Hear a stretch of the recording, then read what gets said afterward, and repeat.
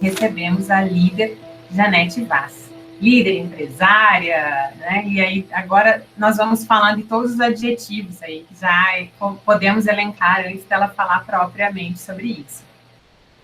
Então, destacando mais uma vez que a Abrig tem muito prazer em recebê-la, a Abrig já há 13 anos faz essa ponte entre a defesa de interesse e as decisões políticas todas que acontecem aqui no nosso país. Promover debates técnicos sobre temas estratégicos é um compromisso da entidade também. Então, esse evento de hoje, ele contribui muito para esse processo, né? E é bastante importante a participação de todo mundo, e nós já temos aí uma participação importante dos integrantes da Abrig, integrantes novos e integrantes antigos. A Edith, por exemplo, nós recebemos agora recentemente com bastante prazer, ela está entrando aí também. E já outro grande prazer nosso é termos a presidente da entidade aqui conosco nesse diálogo. E eu já passo a palavra para a Carolina para fazer essas boas-vindas oficiais, então, em nome da entidade. Muito obrigada, Francine. Mais uma vez eu gostaria de agradecer a Janete, que nos atendeu ao nosso convite, agradecer toda a nossa equipe, que junto com a equipe dela conseguiu viabilizar esse evento aqui hoje. Vou só dar realmente as boas-vindas, que eu acho que hoje a gente quer falar mesmo, quer ouvir mesmo é a dona Janete. Então, Francine, por favor, aí já dê continuidade. Pronto, muito bem. Seremos objetivas e deixaremos mais tempo ainda para a Janete falar. Bom, como de praxe, como muito importante, nós vamos começar então fazendo essa apresentação, né? Nós temos aí esses dados, esse histórico, um pouco, pelo menos, desse histórico da Janete. Então, a Janete tem uma trajetória de liderança mesmo, cheia de conquistas. Ela é cofundadora e atual vice-presidente do Conselho de Administração do Grupo Sabin.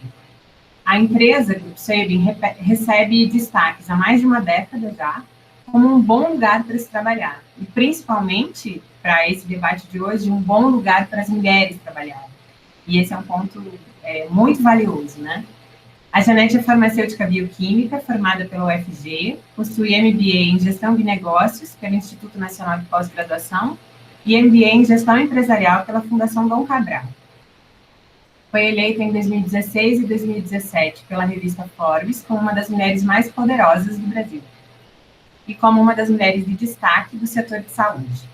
Por 2 anos consecutivos, também foi eleita uma das melhores gestoras de empresa do Brasil pela revista Valor Liderança.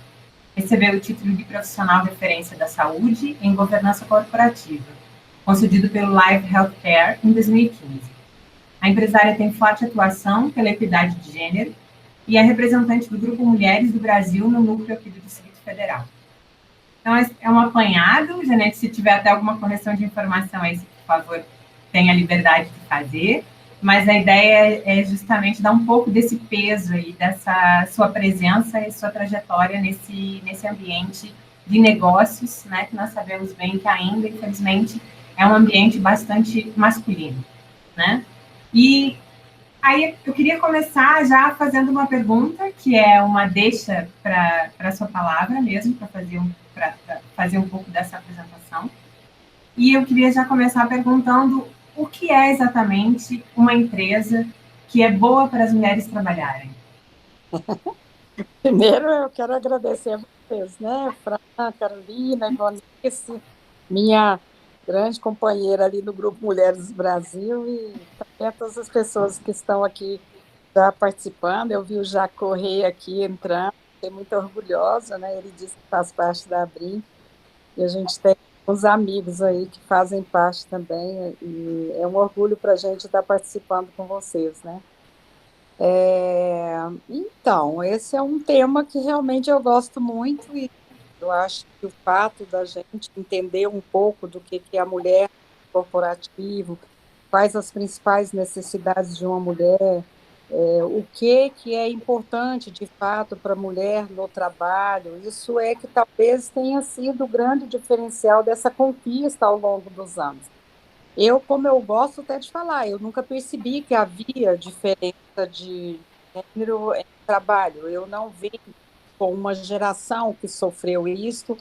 Minha avó era uma mulher que a minha mãe, uma mulher de muita referência, minha tia completou ontem 86 anos e foi lindo a gente ouvir os relatórios de todos os sobrinhos que tem na minha tia como modelo, né? E a minha avó era meu grande modelo ali, que ela trabalhou até 80 anos, quando ela sofreu um acidente, mas ela foi a maior vendedora de Avon de Anápolis, os prêmios delas eram geladeira, televisão, e eu cresci neste mundo em que a mulher trabalhava. Minha mãe não trabalhava fora, mas estas outras, elas eram as mantenedoras de suas famílias, né? Então, isso talvez tenha trazido para mim essa naturalidade, essa normalidade entre homens e mulheres trabalhando. Todas as netas da minha avó, todos os netos e netas formaram e tiveram curso superior. Então, isso para a gente já foi uma demonstração clara da importância que a própria família deu nesse tema da igualdade dentro de casa, né? Meu pai tinha esse comportamento, a minha mãe também entendia isso com muita naturalidade, e a gente viu nisso, talvez, o reflexo para o Sabin, que teve também esse valor da importância das mulheres dentro da organização e tratou isso como os diferenciais que eram necessários. Então, aquilo que foi importante para mim ou para a Sandra, nós conseguimos adequar e trazer como um benefício para as mulheres. Então, quando você olha a gama de exercício, de benefícios que nós temos ali, a mulher ela não precisa de fazer opção entre a maternidade e ter uma promoção, porque se tiver um processo seletivo para um cargo e ela quiser concorrer, mesmo estando em licença de gestação, se o nome dela for o melhor escolhido, ela será escolhida, como já aconteceu, como já foram promovidas durante a gravidez, já foram promovidas durante a licença maternidade. Então, é genuíno para nós essa importância que a competência tem, e não é o sexo da pessoa ou a própria diversidade de um modo geral, que a gente trabalha muito esse tema, a gente valoriza muito isso. Então, isso faz para a gente a normalidade, né, a naturalidade do fato como um todo. E participar da Great Place to Work para nós, ele foi muito rico, porque naquele momento o que nós queríamos nós queríamos participar de melhores empresas para trabalhar, para adequar as nossas práticas com as melhores práticas do mundo. Esse era o nosso objetivo. Tanto é que foi um período em que, a primeira vez que nós participamos, 3 gerentes vieram conversar comigo e falaram assim: doutora, a gente teve que, para implantar a SA 8000, que era uma ferramenta social, de equidade social, uma ferramenta que foi importante para a gente, inclusive para criar processos, para normatizar processos. Eles falaram: nós tivemos que tirar a hora extra, que era o nosso problema na empresa. Era muita hora extra, mas nem sempre, porque a empresa precisava. Um pouco não, muito sim, porque nós começávamos 7 horas da manhã e fechávamos 7 horas da noite. Havia um gap ali que precisou de trabalhar de cima para baixo, né, na liderança, porque eu achava que todo mundo precisava de estar presente e aquilo causava muita hora extra. Então, a mudança precisou de começar da liderança de cima para baixo para que acontecesse e a gente adequasse essa norma. E quando nós adequamos essa norma, eles falaram assim: muitas pessoas ainda estão chateadas porque retiraram a hora extra, né? E que foi um trabalho difícil de ser feito e aplicado ali. Eu falei: nós não estamos entrando para participar para ganharmos prêmio, nós estamos participando para aprendermos a colocar aquela prática que nós não temos resposta, nós iremos implantar. Então, com isso, nós conseguimos pegar não só a ferramenta da SA 8000, da ISO, e também a participação em pesquisa de clima organizacional. O efeito principal dela era adequar as nossas práticas, as melhores práticas do mundo. Essa era a nossa visão, e foi assim assim que nós conseguimos adequar tudo isso aí. Depois ficamos 2 anos consecutivos de melhor empresa para mulher trabalhar. Depois, quando teve a própria ferramenta, a própria pesquisa específica para a mulher trabalhar, nós também ficamos em primeiro lugar, 77% de mulheres. Né? No ano de 2018, tivemos 366 partos, né? Mulheres que engravidaram. Então, isso para a gente é um ponto positivo. Né? Uma mulher, todo empresário deveria imaginar o quão melhor a mulher fica depois que ela é mãe. Né? Ela não quer perder o emprego, ela quer ser melhor, ela quer deixar a herança para o filho, essa herança de uma profissional. Então, a mulher se torna uma melhor profissional depois da maternidade. A mulher, quando ela consegue também colocar entre os seus pilares de preferência um cargo que ela luta por isso, que ela cresce, que ela faz o seu sacrifício, ela se reconhece, valoriza mais e vê que os demais pilares também ela consegue administrar. Então, fazendo com que as coisas se tornem normais, é que a gente consegue levar todo esse entendimento para eles. Né? Uma vez eu cheguei a procurar psicólogo, quando eu trabalhava, porque tinha o Leandro e a Raquel, não tinha o Rafael ainda. E aí eu fiquei muito em dúvida. A Sandra ela tinha o Marcelo e o Guilherme, e ela pediu demissão. Nós ainda não tínhamos o SEIB quando ela pediu demissão ali, nós trabalhávamos juntas. Ela pediu demissão, um mês depois ela pediu para voltar, porque ela não aguentava ficar em casa. E o meu foi depois ainda, depois que a Raquel nasceu, tem um intervalo entre a Raquel e o Rafael de 6 anos ali. E eu também tive essa dúvida. Aí eu procurei um casal de psicólogo e eu fui atrás para saber se a minha ausência, se os meninos iriam reclamar mais tarde. Esse era o meu medo, de ser cobrada pela ausência que eu falava. Né? Aí a Raquel, até em uma apresentação que eu fiz, ela falou: mãe, você era distante, porém não ausente. Né? E esta lição, o que eles falaram para mim é que os meus filhos teriam muito mais segurança e eles iriam ficar mais orgulhosos sabendo da minha história de construção da minha profissão e da empresa do que se eu houvesse abandonado a empresa, se eu abandonasse o trabalho por causa dos filhos. Então, isso para a gente foi muito importante, e eu falo que na própria formação profissional deles, isso foi um ponto muito positivo também. Muito obrigada, Janete. Que história incrível, né? A sua e a do Sabin também. A gente tem muito orgulho de ter essa história aqui em Brasília. Mas, Janete, a pandemia, ela impactou bastante o mercado de trabalho de uma forma geral, né? Os dados apontam, inclusive, que prejudicou ainda mais o cenário para a mulher, né, no mercado de trabalho, que já não era ótimo, né? Ainda teve uma piora. Os dados do IPEA, os últimos dados, mostram que o Brasil atingiu o pior número em colocação feminina no mercado de trabalho dos últimos 30 anos, né, com essa pandemia. E a área de saúde também foi muito impactada, né, de todas as formas com a pandemia. E a gente vem ouvindo as falas da senhora no sentido da necessidade das empresas de se ressignificarem, né, diante desse cenário. Conta para a gente qual é a sua visão como líder empresária, né? O que é essa ressignificação? Como que as empresas podem lidar melhor com todas essas adversidades que nós estamos vivenciando por conta da pandemia?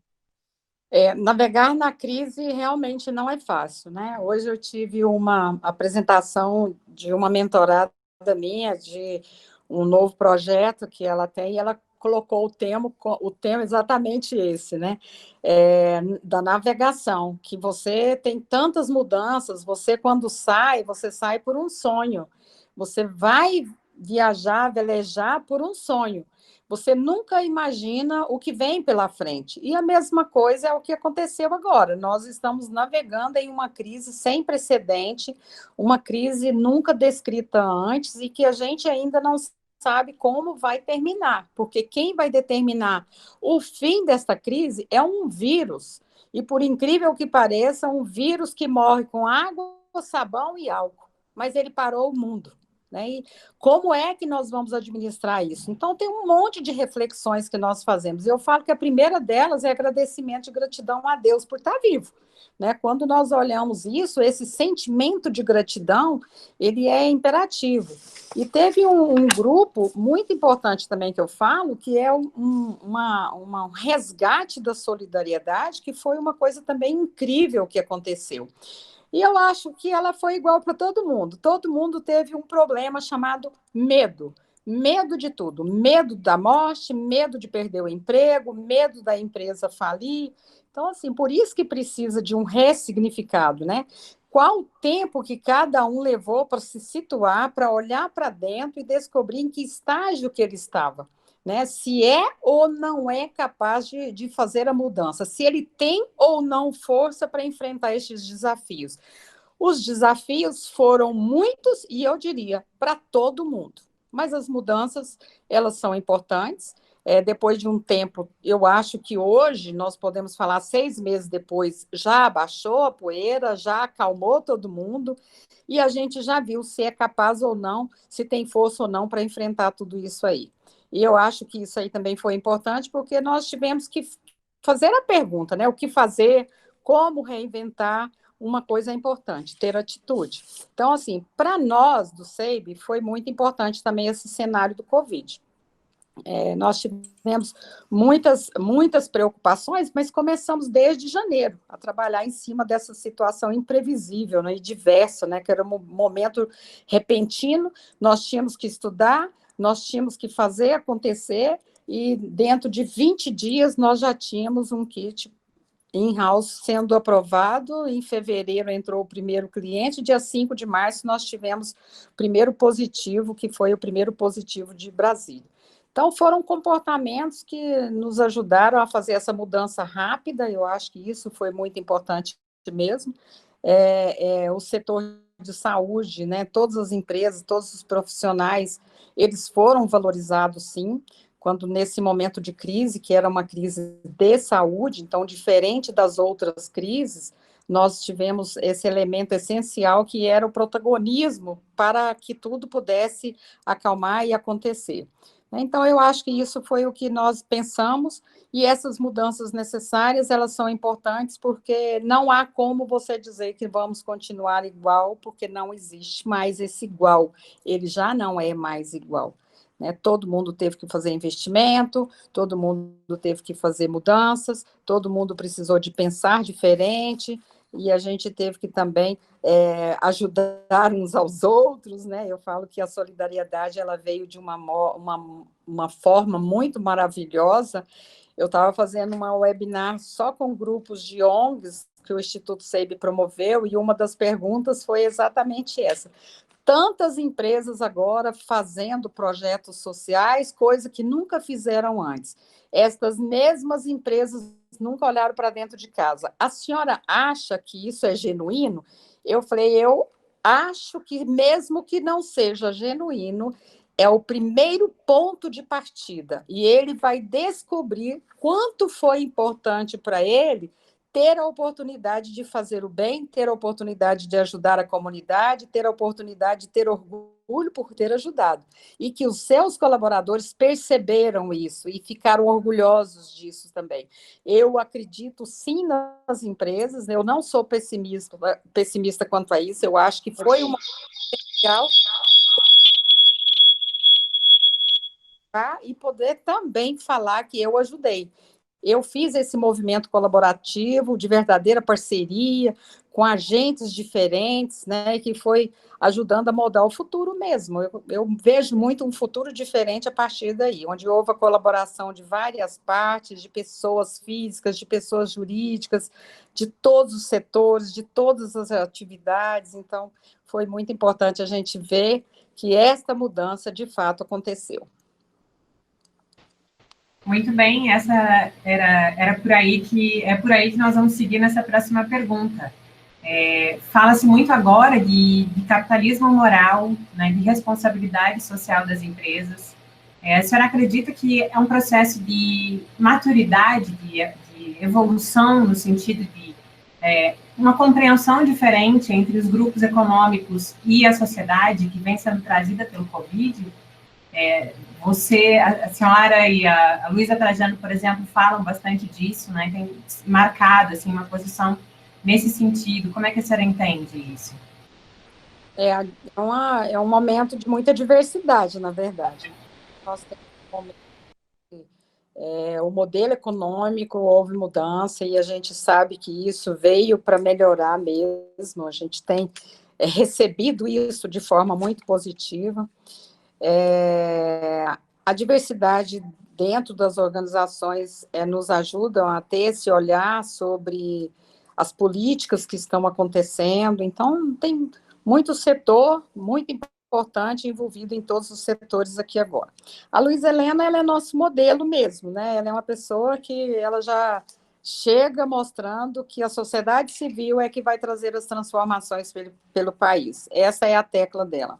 O SUS é o melhor serviço de saúde do mundo. Isso aí já era a nossa bandeira há muito tempo, desde o SEDEX, a gente já falava lá mesmo, né, no Conselho Econômico, que o SUS era o melhor projeto de saúde do mundo. Ele era mal gerido, mas ele era a melhor estrutura, a melhor formato para atendimento da saúde do país em todos os locais, em todos os municípios do país tem uma unidade do SUS ali. E o Brasil, nós temos um Brasil em que, enquanto o povo inteiro não ajudar, nós não vamos conseguir fazer as mudanças que o Brasil precisa. Eu não olho muito também, a Luísa também, dependência do governo para essas mudanças é a necessidade que nós temos que ele faça as políticas públicas, mas nós, como sociedade civil, é que vamos, de fato, trazer as alterações que o país precisa e merece. Perfeito. Janete, vamos falar um pouquinho agora sobre a conexão entre as mulheres na realidade da ciência política, que é a realidade mais próxima aqui da Abrig. A gente vem percebendo um movimento muito grande nesse sentido, né? O próprio Comitê de Mulheres foi criado, né, pensando primeiramente no acolhimento. Então, num primeiro momento, a gente pensou, a gente não pode fazer nada, mas se a gente pelo menos nos ajudarmos, né, umas às outras ali tá oferecendo e compartilhando, né, experiências, conhecimentos, a gente entende que já é uma realidade muito importante.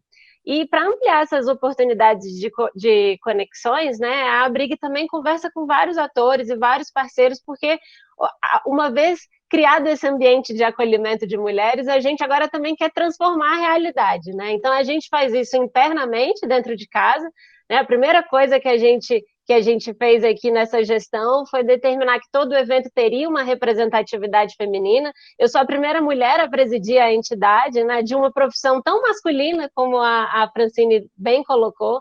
Então, eu costumo dizer nas minhas falas que o futuro na atividade de RIG chegou. Né? E um pouco da senhora, que a senhora enxerga as ações do Grupo Mulheres do Brasil, e com toda a minha ousadia que me é normal, né, que eu também sou jovem, então eu sou ousada também, já deixar aqui a Abrig de portas abertas, dizer que a minha intenção é que esse seja apenas um primeiro bate-papo. Então, eu queria ouvir da senhora como a senhora pensa essas conexões, né, de grupos da sociedade civil em torno da pauta feminina, e deixar esse convite também para que a senhora faça parte, participe das nossas atividades aqui futuramente. Ah, tá. Olha só, é igual eu falei, né? Quando eu disse da sociedade civil ali, eu incluo também, assim, o quanto a mulher, ela começou a fazer essa diferença já antes do Covid, né? A pauta da mulher, ela já estava nas mesas de todos os grandes CEOs das organizações. E agora, no pós-Covid, nós vimos que será necessário mesmo colocar o bem coletivo antes do bem individual. Isso é muito característica da liderança feminina, das mulheres por ter cuidado, por ter zelo, né? A mulher costuma fazer tudo isso aí de forma muito natural, e ela tem essas características de pensar no todo, de atender às necessidades, de servir. Todos nós passamos por dificuldades diferentes, em momentos diferentes. Eu acho que isso tudo é o que traz o diferencial da mulher dentro do contexto geral. Como eu falei ali do Mulheres do Brasil, o Mulheres do Brasil, ele nasceu para ser protagonista, né? Nós nascemos ali como 40 mulheres, e em 2013, quando nós queríamos um encontro com a presidente da República, onde nós fomos falar da nossa atividade, da nossa empresa, e saímos dali sabendo que juntas nós poderíamos ser mais fortes e fazermos a diferença. Nascemos ainda fazendo reuniões, uma aqui, outra ali, até o dia que nós ganhamos um espaço, começamos a aumentar esse grupo. Hoje nós estamos, eu não tenho certeza, mas eu acho que nós já estamos com mais de 60 núcleos só no Brasil, e no geral nós já somos mais de 100 núcleos no mundo inteiro, né? Então nós temos aqui em Brasília, são 108 núcleos, isso, eu recebi essa mensagem ontem da Lídia, já são 108 núcleos, sendo que 32 países externos. Eu cheguei a fazer palestra para as mulheres do Brasil, de Frankfurt, de Munique, de Lisboa, de Miami, 2 vezes já, da Colômbia, eu que implantei o da Colômbia, e a gente tem ajudado essas mulheres, seja lá onde ela estiver, nós estamos ali ajudando as mulheres a entenderem o seu papel, para que ela seja protagonista, fazendo o papel de inspiração, fazendo o papel de aconselhamento, de liderança, de desenvolvimento de pessoas. Nós temos os comitês, trabalhamos vários comitês, comitê de diversidade, comitê de políticas públicas, comitê de violência contra a mulher, comitê de saúde, de igualdade racial, de equidade. Então, quando nós trabalhamos tudo isso aí, a finalidade é promover a mulher, levar coragem, levar conhecimento, desenvolver competência para que elas possam, sozinha, terem coragem de sair da sua zona, talvez de conforto ou de medo, e partir para frente, sabendo que ela pode sim realizar seu sonho, que ela pode sim lutar para que aquilo que ela sonhou ou desejou se concretize. Então, a gente vê que existem muitas mulheres inspiradoras, o Comitê Vozes, ele fala muito isso, né, porque nós trabalhamos as jovens ainda na faculdade, mostrando para ela que é possível ter um mundo diferente, talvez, do que o que a mãe dela teve ou que ela conheceu. É a partir dali que ela tem uma nova oportunidade de transformar e de mudar o seu próprio destino. Então, eu gosto muito dessa bandeira. Quando eu falei para vocês ali da minha avó, da minha mãe, e eu peguei essa bandeira porque eu acho que as mulheres precisam de ter modelos para se inspirarem. Nós não temos tantas mulheres modelos assim no Brasil, conhecidas, talvez nos últimos 5 anos para cá, hoje a gente já viu o quanto nós já melhoramos, o quanto de indicadores melhores nós já temos, e o quanto que o Mulheres do Brasil se fortaleceu, não apenas como grupo, mas também como representação, né, de políticas públicas mesmo, é um grande exemplo disso. E nós temos os nossos indicadores ali, nós não somos contra os homens, mas somos a favor das mulheres, nós somos suprapartidárias, e só para você ter uma noção, eu acredito que o que fez a coesão deste grupo foi exatamente a disciplina com que nós cobramos o respeito dentro desses grupos nesta questão da ideologia política. Então, isso é muito importante, né? A gente quer isso, juntas, sermos mais fortes, né? Sonho que sonha só, né? A gente tem muito essa música ali que nós cantamos, né? Sonho que se sonha junto é realidade. Então, é partindo de um sonho que nós vamos conseguindo transformar a vida de muitas mulheres.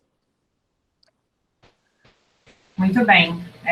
Realmente é uma história incrível, e eu estava acompanhando algumas falas suas em outros eventos, como Bastidores do Sucesso também, que foi recente, e a senhora falava um pouco sobre a fundação, né, sobre a Fundação Sabin. Se a senhora puder falar um pouquinho sobre como é que são essas ações, que também são propostas também bastante interligadas, né, isso é uma coisa bastante interessante. A ação, ela não é fragmentada, né? Não, o Instituto Sabin, eu tenho muito orgulho do Instituto Sabin. O Instituto Sabin, ele nasceu para abraçar os projetos já existentes. E o Instituto, eu falo que ele é o nosso DNA, a nossa alma feminina, de cuidar, de zelar, de olhar para os menos favorecidos, mas também ele é a nossa parte de devolver à comunidade o benefício que ela tem nos trazido. Então, quando nós buscamos, quando o SEIB abre uma nova cidade, quando há uma ampliação, que nós abraçamos uma nova cidade, o Instituto vai também. O Instituto monitora toda aquela cidade e ali a gente implanta os mesmos projetos que deram certo aqui, nós levamos para aquele novo negócio ali, onde o SEIB entrou. O, o, o Instituto, ele nasceu abraçando projetos já existentes. E esses projetos já existentes, eles nasceram de projetos que nós fazíamos como pessoa física, que era cuidar de creches, né? A primeira creche que eu fui foi no São Sebastião. A Sandra, uma amiga, pediu para fazer os exames.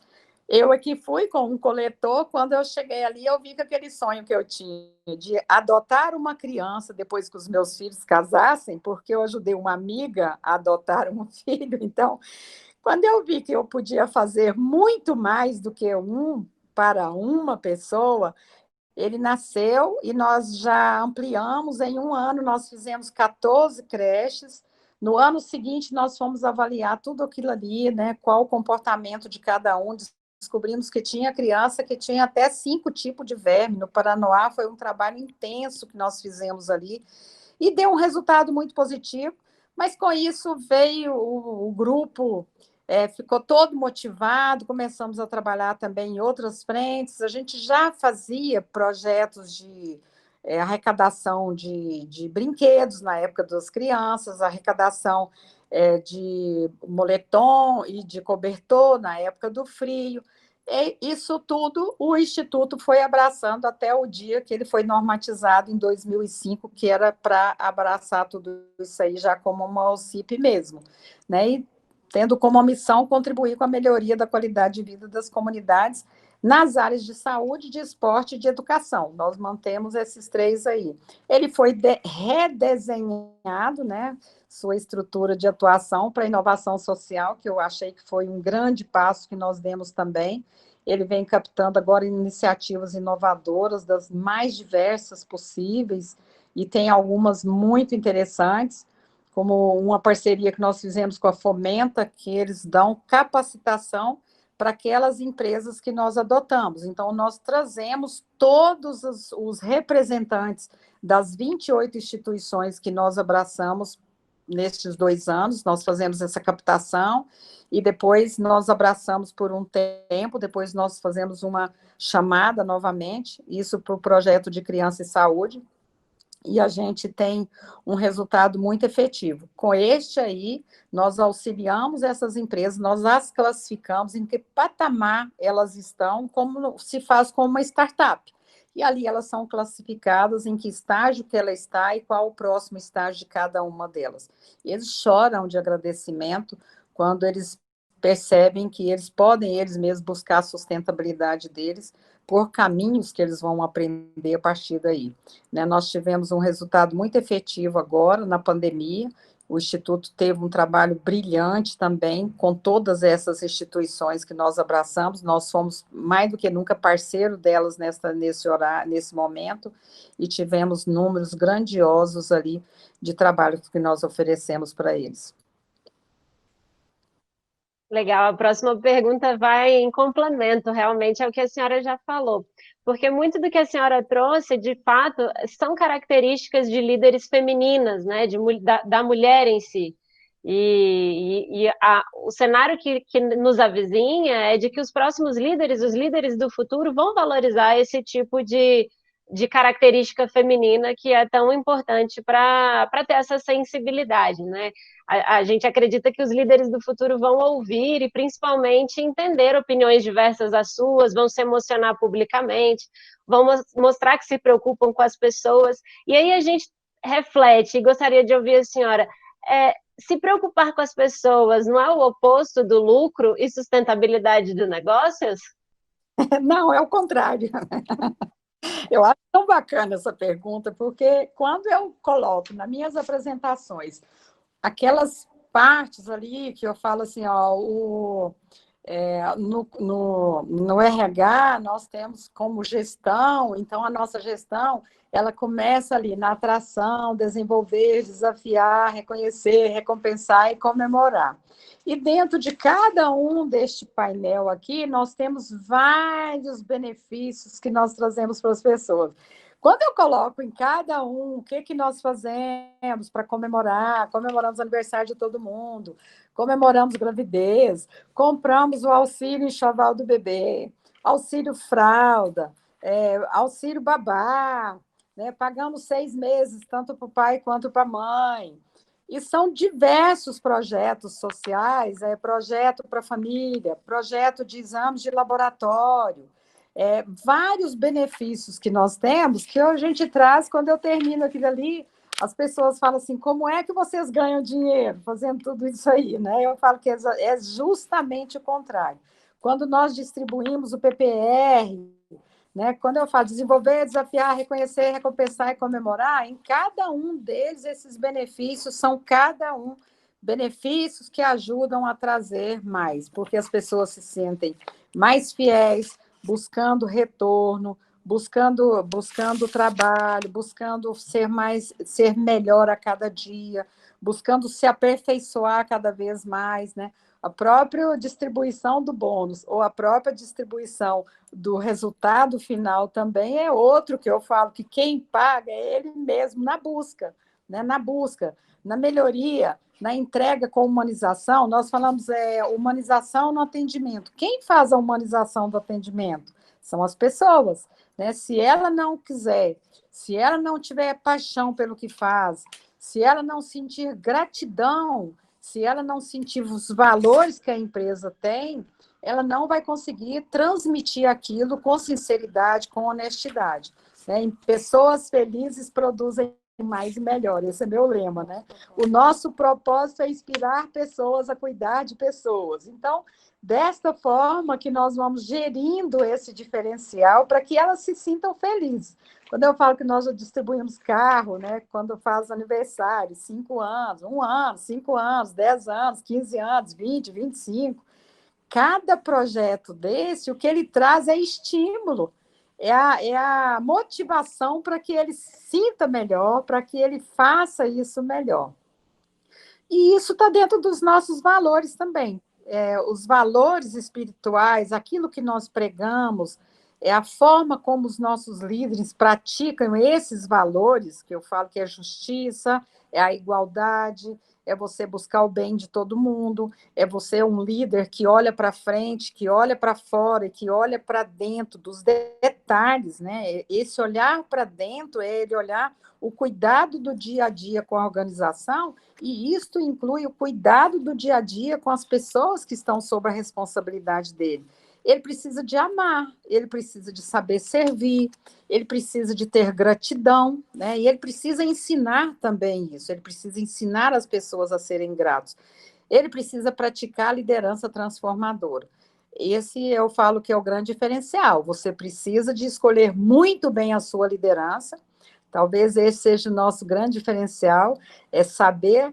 Nosso talento é descobrir as pessoas talentosas, né? As pessoas que, de fato, têm esse mesmo valor e esse mesmo compromisso com a empresa. E a gente faz isso com muita paixão, com muito amor, com muita alegria, né? Nós vibramos com o sucesso de cada um deles. Nós também nos alegramos com a alegria deles, nós nos alegramos com cada sucesso, com cada crescimento, com as virtudes deles também, como pessoas sentindo que estão crescendo. E nós estimulamos mesmo, nós somos audaciosas, nós lançamos muitos desafios, nós somos uma empresa que passamos a vida toda lançando desafio e agradecendo pela vitória conquistada. É tão simples isso é tão simples de fazer e o resultado é efetivo. E o resultado é 13 reclamações trabalhistas nos últimos 20 anos, com mais de 5.400 colaboradores. É ter o resultado da empresa, que é o motivo pelo qual o cliente nos procura, com proficiência máxima. Esses 2 indicadores, para mim, eles sintetizam tudo que é o DNA do SEIB, que é você realmente entregar o melhor, que é a qualidade do trabalho, monitorado pela Sociedade Brasileira de Patologia Clínica, onde nós passamos uma amostra cega, como se fosse o sangue do cliente, e ali nós temos um indicador de proficiência máxima. Mas é também uma rotatividade baixa, é um indicador de diversidade que é fantástico. Nós tiramos uma premiação da ONU, porque nós participamos ali na ONU Mulher, e a pergunta que pautou porque nós vencemos é a própria da Great Place to Work, quando ele fala assim, os nossos colaboradores dizem que aqui eu sou bem tratado, independente da idade, independente do gênero, independente da cor ou da etnia, independente da orientação sexual. Todos os nossos indicadores são acima de 96%. Então, isso é uma demonstração clara de que, se você quiser conquistar resultado para a organização, se você quiser ter orgulho das pessoas, você precisa também ter o seu papel social, o seu papel de multiplicar o conhecimento, precisa de ter uma comunicação muito forte para que isso aconteça. Na comunicação, eu falo que, se você quiser que realmente as coisas aconteçam, fala de 4 a 7 vezes de forma diferente. Então, a comunicação, a cultura organizacional, ela passa pela comunicação bem feita, ela passa pela transparência, ela passa pela governança, ela passa por um foco muito grande em inovação, ela passa pelos trabalhos voltados para a sociedade também. E eu tenho alguns indicadores também que eu falo que são pilares que nós nunca abrimos mão deles. O foco no cliente, a rapidez na resolução de problemas, isso é essencial, né? É muito importante que você dê uma atenção especial e que você mostre para ele que você está fazendo o melhor por ele. Então, são alguns focos importantes que vão ajudar você nesse momento de pilares da organização, que todos enxerguem. Todo mundo precisa entender que ele pode ser motorista, ele pode ser da limpeza. Se eu perder o cliente, por exemplo, se eu perder o cliente lá na Copinha, de que adiantou fazer o maior investimento em tecnologia do mundo? Né? Então, eu preciso de entender que todo mundo tem o seu papel de cumprir contrato com o cliente. Se a data marcada é importante, é importantíssimo. Buscar inovação permanentemente. Então, não abrimos mão dessas 4 coisas, né?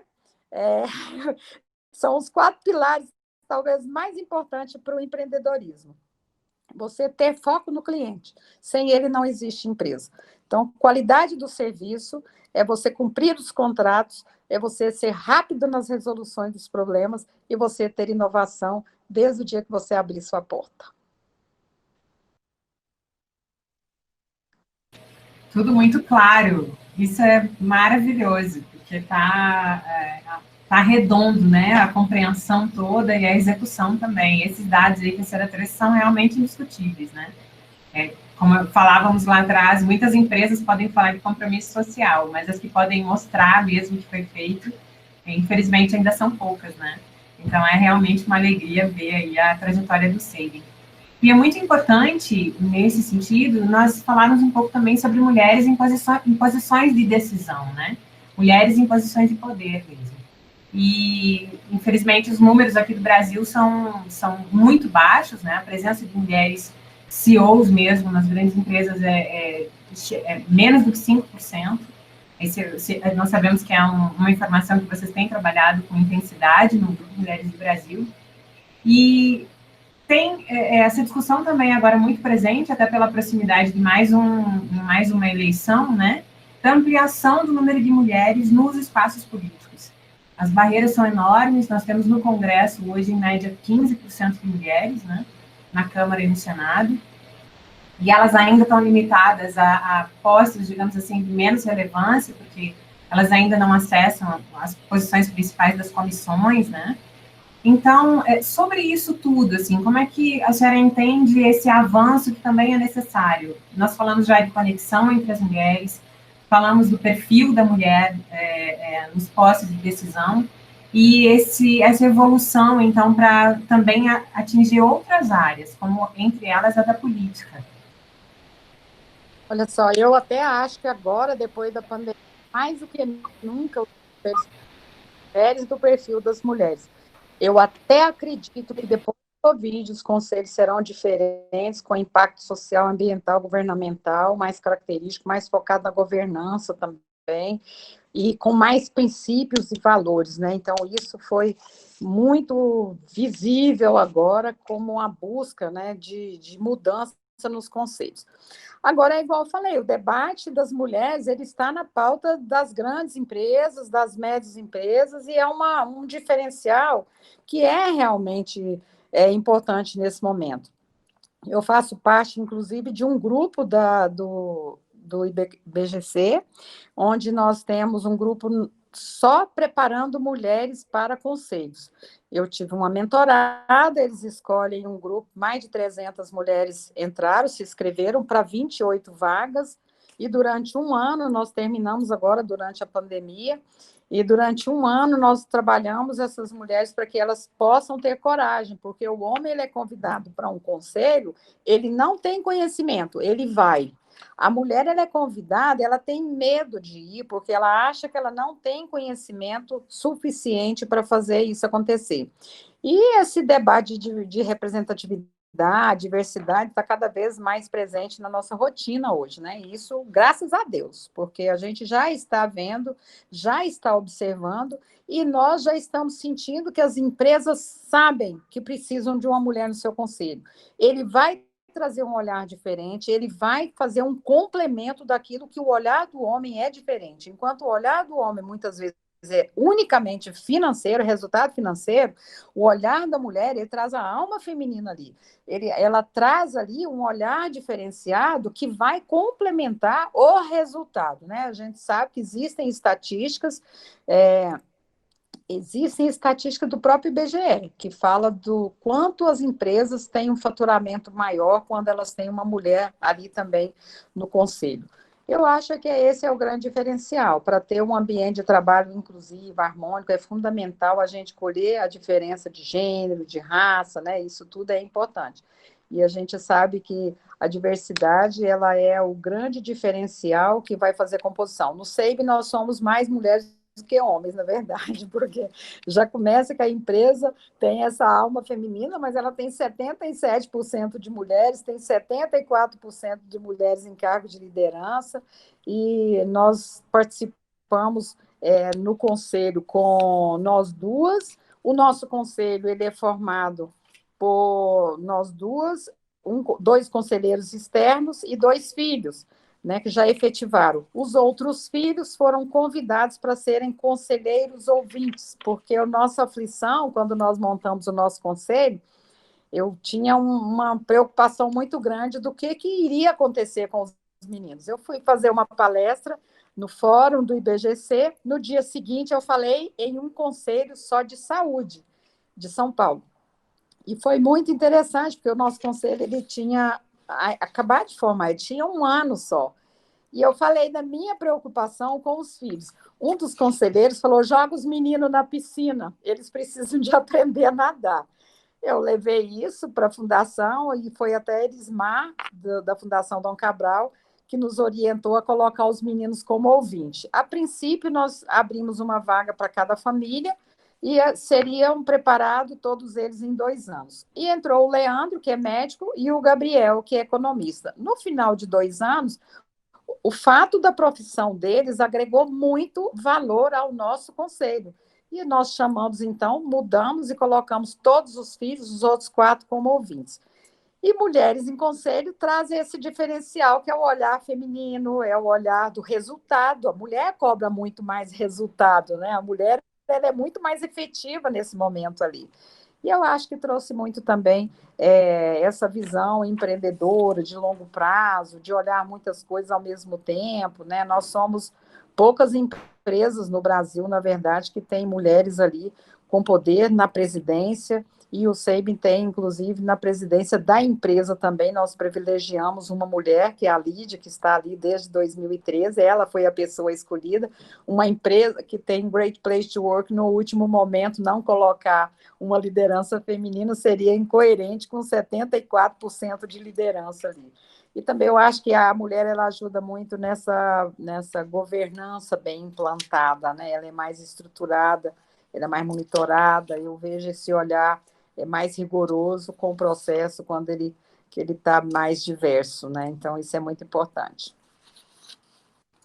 Bom, muitíssimo obrigada, Janete. Antes de passar para a Francine já ir aí para as considerações finais das perguntas, ver também se alguém tiver que esteja nos assistindo querendo, pode deixar perguntas nos comentários, mas eu achei excelente essa fala da senhora agora, porque a gente vive essa realidade também aqui na nossa instituição, né? Só compartilhar uma reflexão. A gente, junto com a Francine, Ivanice e o grupo de mulheres que são mais ativas, a gente faz um esforço quase que diário, porque a nossa entidade, ela também é engraçado porque ela é parelha à situação da mulher na política, né? Nós temos 15% de mulheres na entidade. Né? E a gente luta para que essas mulheres que estejam na entidade topem participar dos cargos de direção, e a gente tem um conselho superior aqui também na entidade, formado por profissionais, né, com experiência, com categoria já, e que serve para orientar mesmo as ações da entidade, e é muito curioso, porque 100% dos homens que foram convidados aceitaram no primeiro momento. As mulheres, não, eu estou com muito trabalho, agora está complicado, porque a gente sente que realmente o comprometimento da mulher é diferente, né? A gente hoje, a gente tem muito orgulho de ter a doutora Elizabeth Carvalhais, o nosso Conselho Superior, mas estamos batalhando por mais mulheres também nessa colocação, porque eu acho que uma vez eu vi uma palestra da senhora que me tocou muito, em que a senhora falou, tem mulher que quando não vê, não consegue ser. E eu acho que é muito importante a gente, como instituição, mostrar para as outras mulheres dessa atividade que a gente sabe que é masculina, que a gente sabe que a Francine fala também, eu gosto da fala dela, que ela diz que a mulher é estrangeira nessa profissão, né?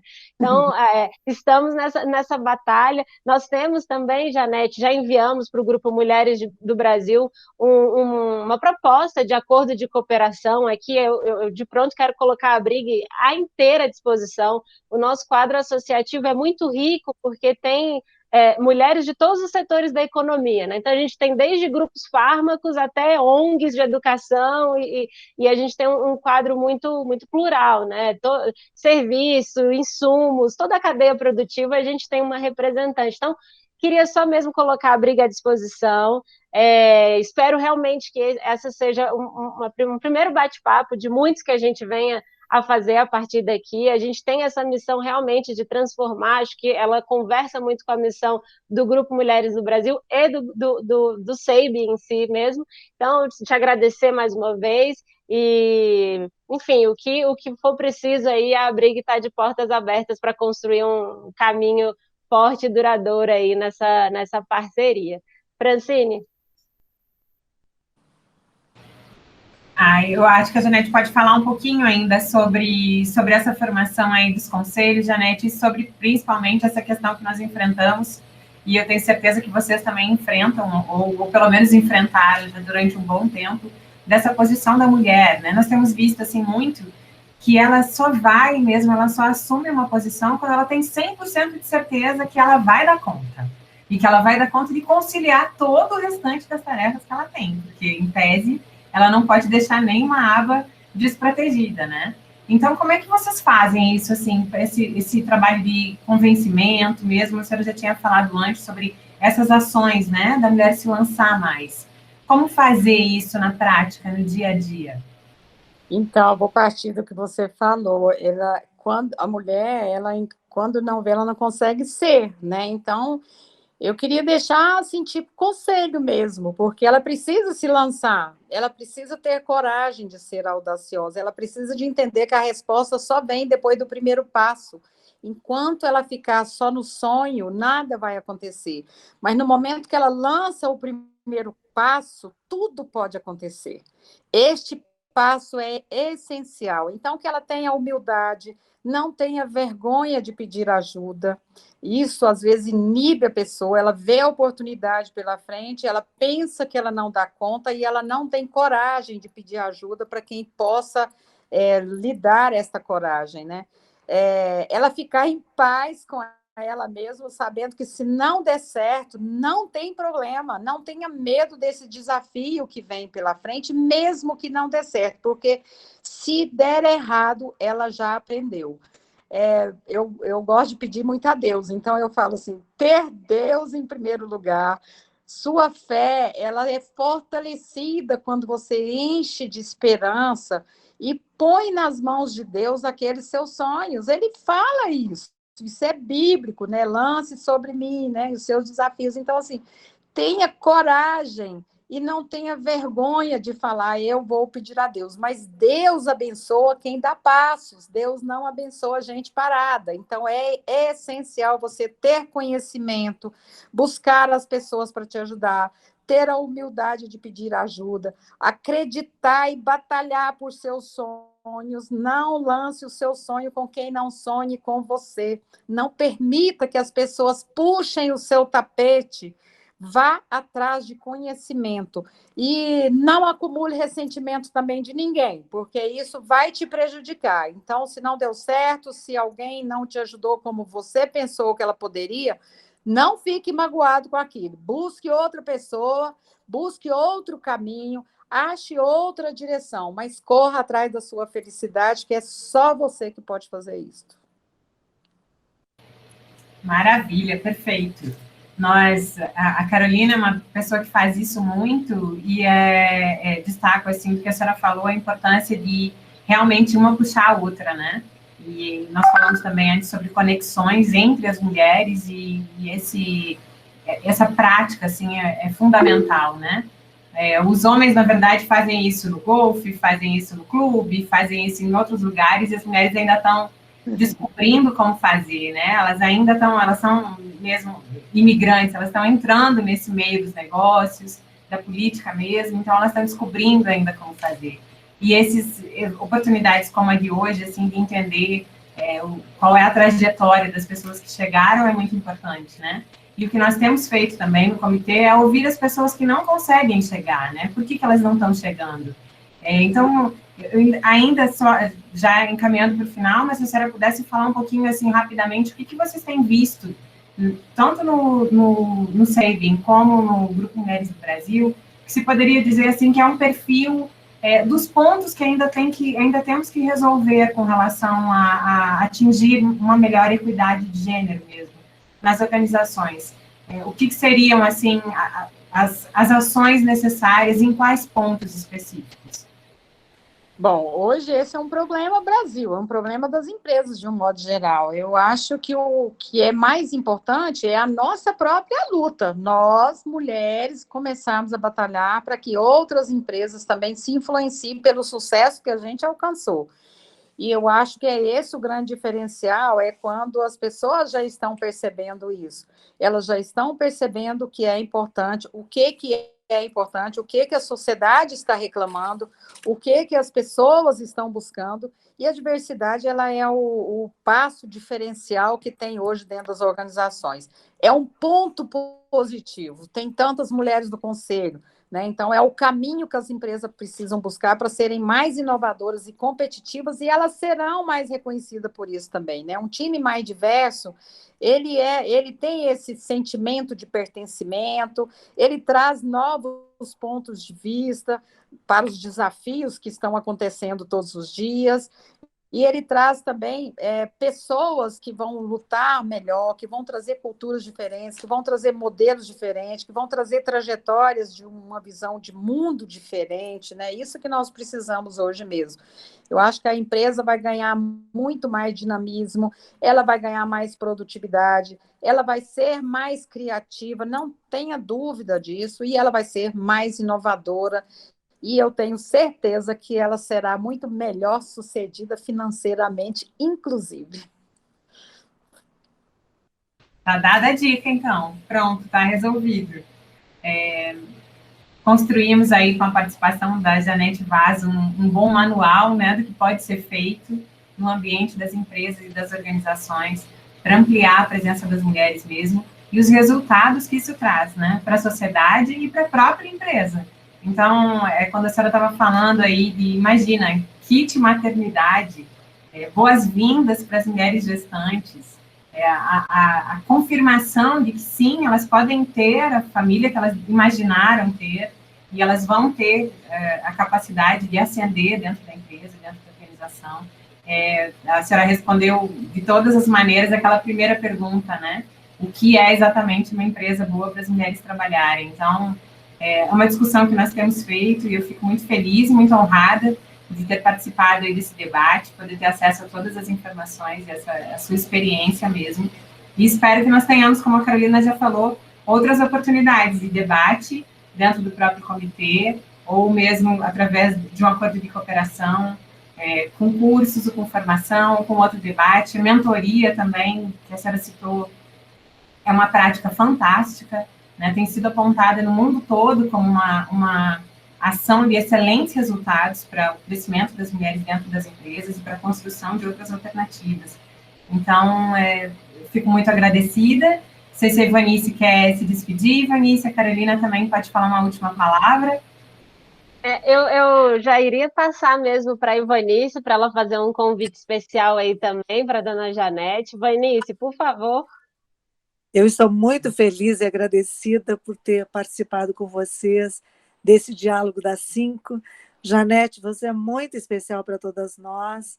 Tenha certeza que a sua troca de experiência ilumina as nossas vidas de mulheres que se inspiram no seu trabalho, na sua dedicação e também, Janete, na sua inteligência espiritual, que foi o primeiro valor que mais me cativou em você desde o primeiro dia que te conheci. Obrigada. E gostaria muito de te fazer um convite. Nós temos o prêmio Marco Maciel, que é Diálogo e Ética e Transparência na Relação Público-Privada. É uma premiação que nós fazemos em distintas categorias, todos os anos, das melhores práticas nessa relação público-privada, para incentivar que elas se propaguem ainda mais. E, por conta disso, nós temos a honra de te convidar, junto com o Instituto SEIB, para vir nessa parceria com a Brig, para que a gente possa premiar em praça pública. Nós premiamos sempre na Praça dos Três Poderes, e gostaríamos de tê-los conosco no começo de dezembro, que será este ano, está previsto para o começo de dezembro. Nós gostaríamos de ter a honra, se possível, se você puder acolher essa gentil parceria no Prêmio Marco Maciel. Vai ser um prazer estar lá com vocês, viu? Muito obrigada, Janete. Obrigada, Carolina. Obrigada, Francine. Obrigada a toda a equipe Abrig que trabalhou e que insistiu. Estávamos esperando você retornar, Janete, desde algum tempo. Tenha certeza que, neste momento, todas profissionais muito ligadas, mas certamente muitas ouvirão a sua fala continuadamente, repetidamente, não é, Francine? Vai inspirar muita gente a partir desse momento. Obrigada. Eu que agradeço, viu? Um prazer enorme estar aqui com vocês. Enorme falar, levar estímulo, coragem. Eu acho que é um momento de muita fé, realmente, igual você está falando, e é o momento que a gente tem que ter gratidão a Deus por tudo que está nos acontecendo. Eu falo que nós terminamos o 2019 pensando numa loucura que o mundo estava vivendo, onde todo mundo queria buscar, era Vale do Silício, era a China, era Israel com as melhores startups do mundo. Nós temos, inclusive, uma aceleradora em Israel, e era só disto que falava, e de repente Deus nos trouxe para dentro de casa, recolheu todo mundo para cuidar do seu núcleo familiar, das pessoas que são importantes para você. Os pais pararam de terceirizar a criação dos seus filhos, os pais foram entender o papel do educador e foram valorizar o professor, porque eles se tornaram professores. Foram momentos difíceis, mas de uma significância tremenda, e nós temos que agora entender que esta reflexão, ela nos ensinou e ela vai nos transformar. Então, foram as mudanças que causaram as transformações que nós vamos viver agora. Muito obrigada, adorei estar com vocês. A minha expectativa é que tenha servido para você. Muito. Nossa, sem dúvida nenhuma, principalmente por essa compreensão mesmo, né, de futuro, de melhora, de positividade. Eu acho que isso é muito importante, sempre foi, mas agora, nesse momento, muito mais, né? Então, mais uma vez, muito obrigada. Obrigada a todos que participaram aqui de Brasília e de outras regiões também. Que nós tenhamos mais oportunidades de diálogo sempre e que que a Abrigue puder fazer também para contribuir, para ampliar esse processo, ficamos à disposição. Obrigada. Muito obrigada. Muito obrigada. Obrigada, gente. Tchau, um abraço. Um abraço a todas. Muito obrigada, Janete. Tchau, boa tarde. Tchau, Carolina.